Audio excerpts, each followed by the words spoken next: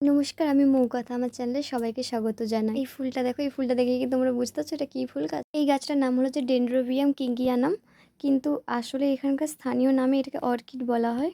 এই অর্কিড ফুলটা না আমার খুব ভালো লাগে, জানো তো? এর যে একটা সুগন্ধ রয়েছে আমার খুব ভালো লাগে এটা। যখন আমি ক্লাস 8-এ পড়তাম তখন এই ফুল গাছটার ফুল এনে দিয়েছিল একটা পিসি। আর তখন না আমি জানতাম না যে এই ফুলটার নাম অর্কিড বলে। তারপরে একজনের কাছে জিজ্ঞাসা করেছিলাম, তখনই তারা বলছিল যে এই ফুলটার নাম হচ্ছে অর্কিড। বাড়িতে যে হলুদ কালারের একটা অর্কিড রয়েছে, ঠিক হলুদ বলবো না, তোমাদের সঙ্গে আমি ফটোটা শেয়ার করছি, দেখো, দেখলে বুঝতে পারবে কালারটা। এই কালারের অর্কিডটা না আমরা যখন ঘুরতে গিয়েছিলাম একটা জায়গাতে, সেখান থেকে এনেছিলাম। আর সেখানকার ওয়েদার আর এখানকার ওয়েদারের যেহেতু একটু পার্থক্য রয়েছে, তো আমি প্রথমে বুঝতেই পারছিলাম না যে গাছটা বাঁচবে কি না। তারপর গাছটা তো বেঁচেই যাচ্ছে, দেখো তোমাদের সঙ্গে শেয়ার করছি তাই। নারকেলের যে ভেতরের অংশটা ছিবড়ে টাইপের, ওটার ভেতরে গাছটাকে রেখে ভালো করে বেঁধে দিয়েছিলাম। তারপর একটা আম গাছের ওপর গাছটাকে ঝোলানো ছিল। সপ্তাহে 2 দিন করে জল দিয়ে থাকি। এই তো বেঁচে আছে গাছটা, দেখতেই পাচ্ছ। নার্সারি থেকে আমি এই কালারের অর্কিডটা নিয়েছি, আর হলুদ কালারের অর্কিডটাও খুব ভালো লাগছিল।